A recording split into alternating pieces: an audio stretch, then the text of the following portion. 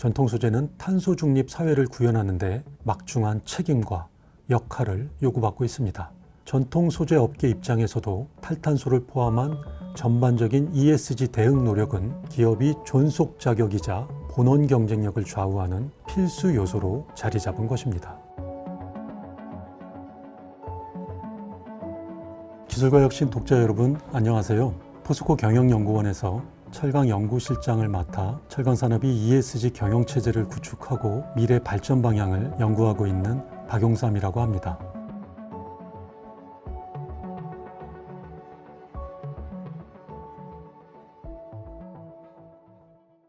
소재는 인류 문명이 진화와 발전을 이끌어온 중요한 요소입니다. 예를 들어 철강은 산업혁명 이후 본격적인 철기 시대를 열면서 물질 문명을 크게 발전시켰습니다. 시멘트는 고층 건물로 상징되는 도시화를 촉진했고 그 훨씬 이전에는 종이가 지식의 확산과 축적을 가능하게 했습니다. 유리도 마찬가지입니다. 망원경과 현미경 덕분에 인류는 시공간 지평을 비약적으로 확장할 수 있었습니다. 땅속 석유에서 만들어진 화학 소재, 바로 플라스틱은 우리의 일상을 편리하게 만들어 주었습니다. 이렇게 오랜 세월이 흘렀어도 철강, 시멘트, 종이, 유리와 같은 전통 소재들은 여전히 현대 사회를 지탱하는 중요한 역할을 하고 있습니다. 그런데 최근 기후위기가 부각되면서 전통 소재의 태생적 특성이 약점으로 작용하고 있습니다. 이들이 생존 기반을 크게 위협하고 있는데요. 이를 크게 원재료, 제조 기술, 공정, 밸류체인의 측면으로 나누어 살펴볼 수 있습니다. 그럼 지금부터 기술과 혁신 독자 여러분께 전통 소재 기업의 노력과 그 미래를 자세히 소개해 드리겠습니다. 우선 원재료 측면을 보면 전통 소재는 자연에서 유래된 재료들이기 때문에 탄소 배출이 불가피하다는 문제가 있습니다. 철강은 철광석과 유연탄, 시멘트는 석회석, 유리는 모래, 플라스틱은 석유에서, 또 종이는 나무에서 만들어집니다. 따라서 전통 소재는 처음부터 탄소 문제를 벗어날 수 없는 것이 현실입니다. 다음으로 제조 기술 측면을 살펴보면 전통 소재 기술은 100년 이상 성숙되고 완성된 기술이기 때문에 신속한 기술 전환이 그만큼 쉽지 않습니다. 예를 들어 철강의 베세머 제광법은 1856년에 처음 등장했고 시멘트의 포틀랜드 공법은 18세기에 완성이 되었습니다. 유리의 기계 성형 기술과 종이의 화학 펄프법도 19세기로 거슬러 올라갑니다. 역사가 깊다는 것은 그만큼 기술적 완성도가 높다는 의미이지만 반대로 해석하면 그만큼 획기적인 기술 전환이 어렵다는 뜻이기도 합니다. 생산 공정 측면에서도 이들 전통 소재는 자본 집약적 장치 산업이기에 에너지를 많이 소비합니다. 철강의 재선 공정은 섭씨 1538도, 시멘트의 클링커 소성로는 1450도 등 높은 온도에서 공정이 이루어집니다. 따라서 전기나 가스 등 에너지를 많이 소비하게 되고 이는 결국 환경 부담으로 이어집니다. 마지막으로 이들 전통 소재는 산업 밸류체인에서 상대적으로 상류에 자리 잡고 있기 때문에 경제 전체의 환경 부담이 집중된다는 특징이 있습니다. 철강은 생산 과정에서 이산화탄소를 많이 배출하지만 이후에는 자동차, 조선, 기계, 가정, 건설 등 많은 제조업의 기초 소재가 됩니다. 상류의 계곡이 맑아야 하루의 강 전체가 맑아지는 것처럼 전통 소재 산업이 친환경적이어야 이들 소재를 사용하는 다양한 후방 산업도 친환경에 한 걸음 더 다가갈 수 있습니다. 물론 전통 소재들은 시대 환경에 발맞춰서 변신을 시도하고 있습니다. 그 변화의 폭과 속도는 정말 놀라울 정도로 기존 상식을 뒤집고 있습니다. 이러한 전통 소재의 변신으로는 탈탄소와 친환경 노력을 꼽을 수 있습니다. 전통 소재는 탄소 중립 사회를 구현하는 데 막중한 책임과 역할을 요구받고 있습니다. 전통 소재 업계 입장에서도 탈탄소를 포함한 전반적인 ESG 대응 노력은 기업이 존속 자격이자 본원 경쟁력을 좌우하는 필수 요소로 자리 잡은 것입니다. 탈탄소 측면에서 보면 철강은 철광석에 포함된 철 성분을 환원하는 과정에서 유연탄을 사용하기 때문에 다량의 이산화탄소를 배출합니다. 이를 해결하기 위해 유연탄 대신 수소를 환원제로 사용하는 수소환원제철 공법을 개발 중에 있습니다.